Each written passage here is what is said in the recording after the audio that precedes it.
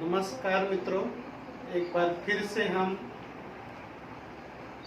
इतिहास और राजनीतिक विज्ञान में जो हमारा इतिहास का चौथा पाठ है, उस पाठ का नाम है भारतीय कलाओं का इतिहास। भारत में जो कलाएं हैं, इसका हम इतिहास देखेंगे। सर्वप्रथम हमारे 4 पॉइंट है। कला किसे कहते हैं, भारत की दृश्य कला और परंपरा। तो पहले वीडियो में हम ये दो पॉइंट देखेंगे। भारत की ललित कला परंपरा, कलाएं, उपयोजित कलाएं और व्यवसाय के अवसर, दूसरे वीडियो में ये 2 पॉइंट देखेंगे। तो सबसे पहले हम देखेंगे कला किसे कहते हैं। स्वयं को प्राप्त हुए अनुभव और उनके द्वारा प्राप्त ज्ञान तथा मन की भावनाएं दूसरों तक पहुंचे, यह प्रत्येक व्यक्ति की सहज प्रवृत्ति होती है। इस सहज प्रवृत्ति की प्रेरणा में से जब किसी सौंदर्यपूर्ण कृति का निर्माण किया जाता है, तब वो कहलाता है कला। यह होगी कला की परिभाषा। तो वो जो कलाकार है, वो है कल्पनाशीलता, संवेदनशीलता आदि का उपयोग करके कला की निर्मित करता है। कला के 2 प्रकार है। पहले हमने परिभाषा देख लिया। कला के 2 प्रकार है। पहला है दृश्य कला और दूसरा है ललित कला। अब और ये ललित कलाओं को आंगिक कला भी कहते हैं। और ये कला का आविष्कार कब हुआ? अश्मयुगीन गुफाओं में। प्राचीन समय से ये क्या है, कला का आविष्कार हुआ।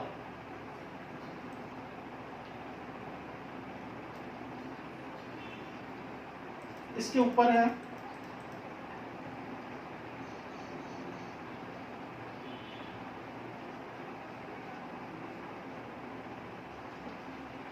तो दृश्य कला में लोक कला भी आती है और अभिजात कला भी आती है। तो लोक कला और अभिजात कला यानी क्या होती है, देखिए, यह अश्मयुगीन कालखंड में चली आने वाली परंपरा है। अश्मयुगीन। अब अभिजात कला यानी क्या होता है? अभिजात कला यानी निर्धारित नियमों की चौखट में बद्ध होती है और उसे आत्मसात करने के लिए प्रशिक्षण लेना पड़ता है। किसके लिए? अभिजात कला के लिए। कला शैली के अंतर्गत क्या क्या आती है? प्रत्येक संस्कृति में भिन्न भिन्न कालखंड और प्रदेशों से संबंधित विशिष्ट प्रकार की कला शैलियां विकसित होती है। उन शैलियों के आधार पर उस संस्कृति का अध्ययन किया जाता है कला शैली के अंतर्गत। अब उसमें एक कला शैली है, वो है मराठा चित्र शैली। महाराष्ट्र में मराठा लोगों का राज्य था, मराठा चित्र शैली है। उनकी चित्र शैली कैसी थी? भित्ति चित्र और हस्तलिखितों के माध्यम से वो लघु चित्र तैयार करते थे। और ये कहां पर पाई गई?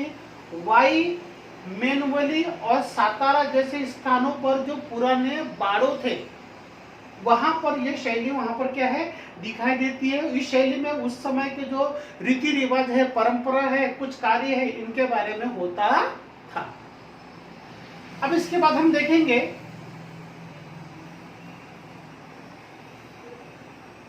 भारत की दृश्य कला परंपरा के अंतर्गत पहला है चित्रकला। दृश्य कला के 2 भाग है। पहला है चित्रकला और दूसरा है शिल्पकला। तो पहले चित्रकला के बारे में देखेंगे। देखिए, ये है चित्र दृश्य कला के अंतर्गत। अब इसकी परिभाषा देखेंगे। चित्रकला में क्या है? प्रकृति का चित्र है, वस्तु का चित्र है, व्यक्ति का चित्र है। इन वस्तुओं का आरेखन किया जाता है, खींचा जाता है। हम क्या देख रहे हैं? चित्रकला के अंतर्गत उसकी परिभाषा देखिए। ये देखिए, भित्ति चित्र है, बोधिसत्व का पदम पानी, ये महाराष्ट्र में एक जगह है, वहां पर क्या है, दिखाई दिया है। दूसरा है, ये सब कहाँ मिले? अश्म युग में गुफाओं के दीवारों पर बने अनेक चित्र मिले, अनेक देशों में मिले, भारत के अनेक जगहों पर पाए गए। भारत में कुछ जगहों पर पाए जाते हैं। मध्य प्रदेश में भीमबेटका नामक जगह है, वहां पर गुफा चित्र प्रसिद्ध है। विश्व विरासत स्थानों में भीमबेटका के जो गुफा चित्र है उनका समावेश किया गया है एक संवर्धन के रूप में गुफा चित्रों में।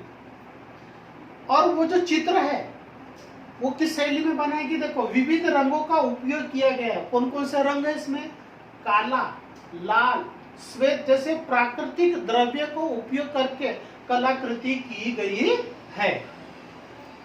फिर हम इस तरफ देखेंगे। अब यहां पर क्या आप जानते हैं कि अंतर्गत एक है वारली पेंटिंग, वारली चित्र है, नीचे है।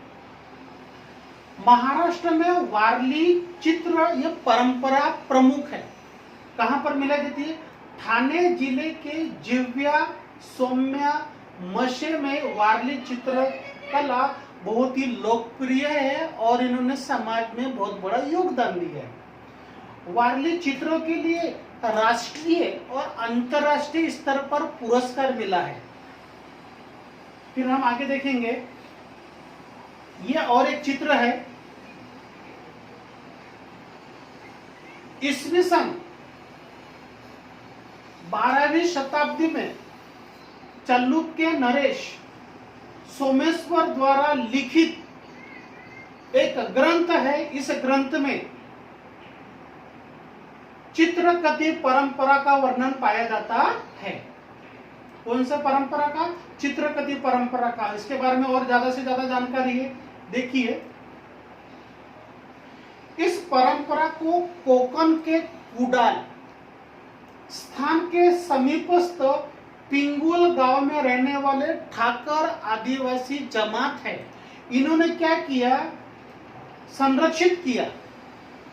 परंपरा को कागज में उनको लिखा और चित्रों के माध्यम से इन्होंने क्या किया, इसका संवर्धन किया और प्राकृतिक रंग दिया। और इन्होंने वारली जो चित्र है इसमें महत्वपूर्ण योगदान दिया है। और इन्होंने एक काम किया है, पुनर्जीवित करने के प्रयास सरकार और कलाकारों ने किया है। आज भी हमारे समाज में वारली जो चित्र है ये बहुत ही प्रसिद्ध है और आसान तरीका है सीखने के लिए।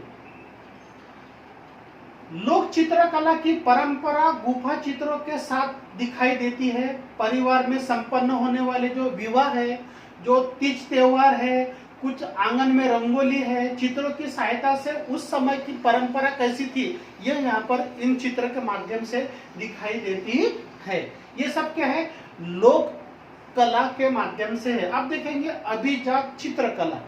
अभिजात चित्रकला यानी बताया कि साक्ष्य एक प्रकार का अभिजात यानी 64 कलाओं का उल्लेख मिलता है। इसमें चित्रकला के माध्यम से 64 कलाओं का उल्लेख मिलता है। हस्तलिखित लघु चित्र भी मिले उस समय। हस्तलिखित यानी हाथ से लिखे हुए बड़ी संख्या में वहां पर पाए गए। फारसी शैली का प्रभाव दिखाया जाता है चित्रकला में। लघु चित्र इसके बड़ी संख्या में है। फारसी और भारतीय चित्रकारों के मिश्रण से मुगल लघु चित्र तैयार किए गए। हमारे भारत में मध्य युगीन समय में मुगलों का राज्य था, उन्होंने भारतीय चित्र का भी सहारा लिया है। ये उस समय के चित्र है। पुणे के शनिवारवाड़ा में सवाई माधवराव पेशवा के शासनकाल में स्कॉटिश चित्रकार जेम्स वेल्स के मार्गदर्शन में एक कला की स्थापना की गई। यहाँ पर वो क्या करने लगे, अभिजात के माध्यम से चित्रकला सिखाने लगे, पढ़ाने लगे। यह है सवाई माधवराव और उस समय नाना फडणवीस का चित्र उन्होंने तैयार किया है उस समय।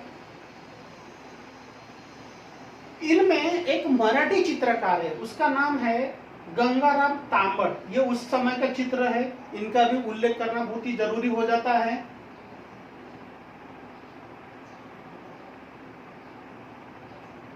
फिर हम इस तरफ आएंगे। पेज नंबर 25 पर। अब हमने देखे चित्रकला।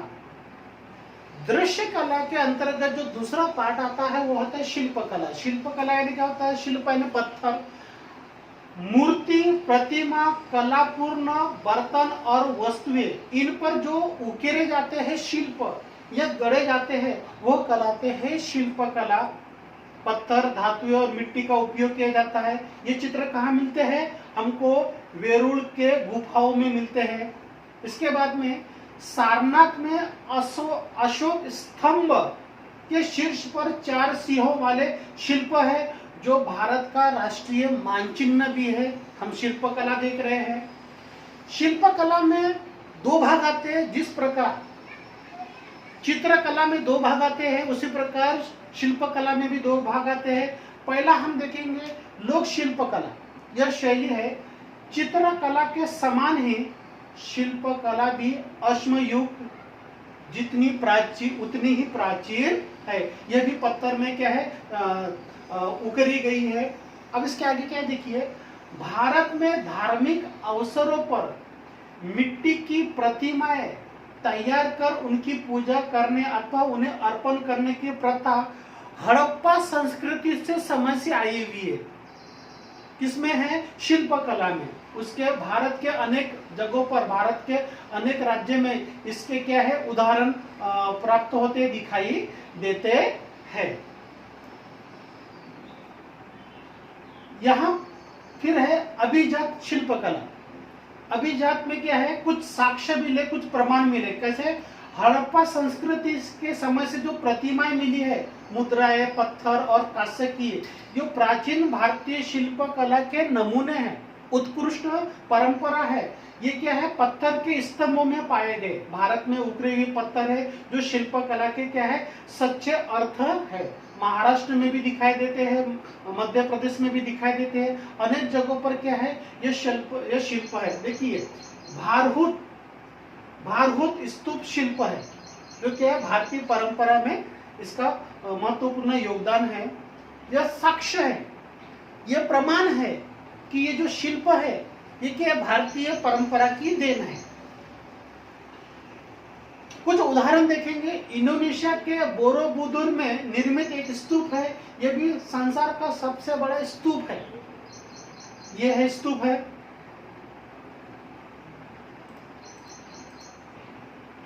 जो भारत के बाहर भी क्या है? शिल्पकला के है, पत्थरों से निर्मित एक कलाकृति है। अब अगला हमारा पॉइंट है भारतीय मूर्ति विज्ञान। अफगानिस्तान और आसपास के प्रदेशों में ईसवी सन 2री शताब्दी में कुछ ग्रीक और फारसी लोगों के गांधार शिल्पकला के शैली मिली।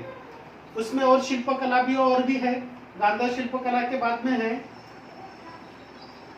कुषाण। भारत में मध्य युग के समय कुछ राजा महाराजा होकर के, कुछ शासक होकर के, कुषाणों के कार्यकाल में मथुरा शिल्प शैली मिली।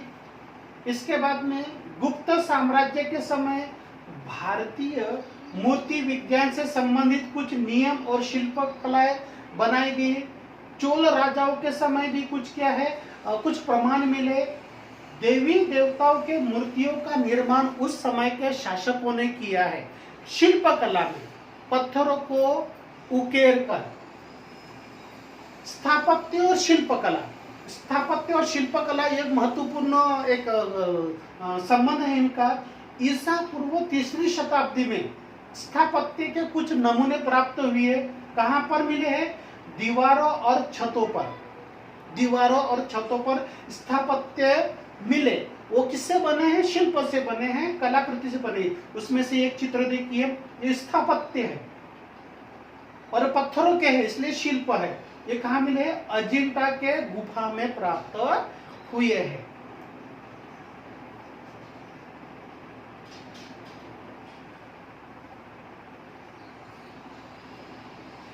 महाराष्ट्र में कुछ अजंता है, वेरूळ है, वहां के गुफाओं में 1983 में विश्व विरासत स्थान का दर्जा मिला है। ये शिल्प, ये स्थापत्य इतने महत्वपूर्ण है कि उनको महत्वपूर्ण स्थान दिया गया है। भारत में कुछ मंदिर में भी है, जो स्थापत्य और शिल्पकला के नमूने हैं उसमें से एक उदाहरण देखेंगे। गुप्त साम्राज्य के कार्यकाल में हुआ, वहां पर क्या क्या हुआ है, मंदिरों के जो गर्भ है, मंदिर के अंदर का जो भाग है और 4 स्तंभ वाले जो ग्रह है, वो मंदिर है, वो सब के स्थापत्य के नमूने हैं। ईस्वी सन 8वीं शताब्दी में भारत में कुछ मंदिर मिले जो स्थापत्य के नमूने हैं। वो एक है नागर शैली के शिखर में है, ये भी स्थापत्य का नमूना है, शिल्प से बने हुए। मध्ययुगीन समय तक भारतीय मंदिर स्थापत्य की अनेक शैलियां उस समय विकसित हुई है। उस समय मध्ययुगीन के समय शासकों ने क्या किया है, इसका क्या है प्रमाण है। मध्य प्रदेश और महाराष्ट्र में पाई जाने वाली भूमिज मंदिर शैली और नागर मंदिर शैली भी रचना के दृष्टि से, स्थापत्य की दृष्टि से बहुत ही महत्वपूर्ण है। ये देखिए द्राविड़ शैली में क्या है, स्थापत्य है, मंदिर है, ये शिल्प मंदिर है। ये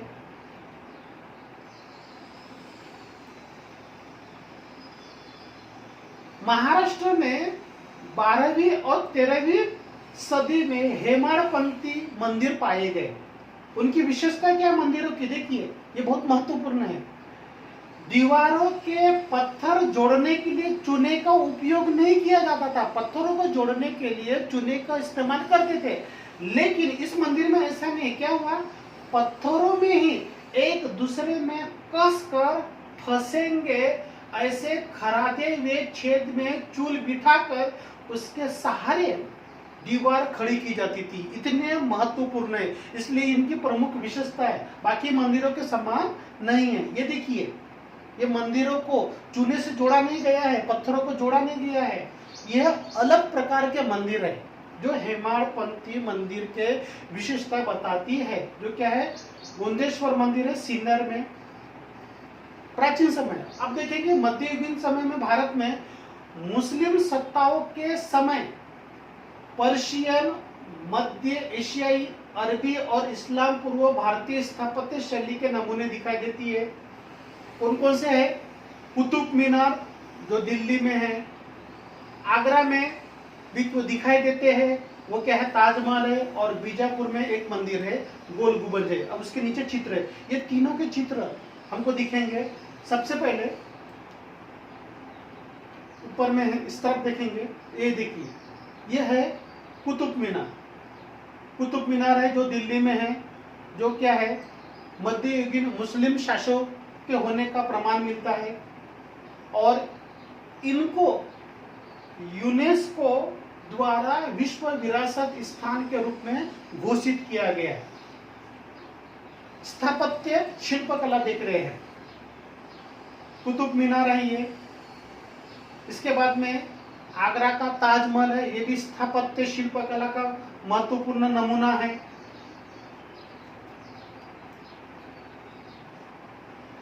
इनको ये जो नमूने स्थापत्य के यूनेस्को ने विश्व विरासत स्थान के रूप में घोषित किया कि ये महत्वपूर्ण जगह है, ये महत्वपूर्ण स्थापत्य शिल्प के, इसलिए इनका संवर्धन होना चाहिए।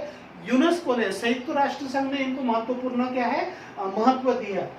और एक नमूना मिलेगा स्थापत्य का बीजापुर जो महाराष्ट्र में है, जो एक गोल गुंबज मुहबद है, एक प्रकार की कब्र है जो हमको नीचे दिखाई देंगी। ये देखिए ये बीजापुर की एक प्रकार की कब्र है शासक की।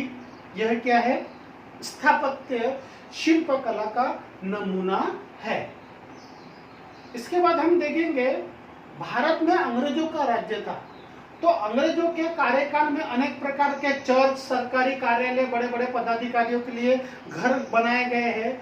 उनमें से मुंबई में छत्रपति शिवाजी महाराज रेल टर्मिनल्स बनाए गए। टर्मिनल्स बनाए गए, ये देखिए महाराष्ट्र का मुंबई का, ये देखिए ये है छत्रपति शिवाजी महाराज रेल टर्मिनल्स जो महाराष्ट्र राज्य के मुंबई में है। ये स्थापत्य और शिल्पकला के बेजोड़ नमूने हैं।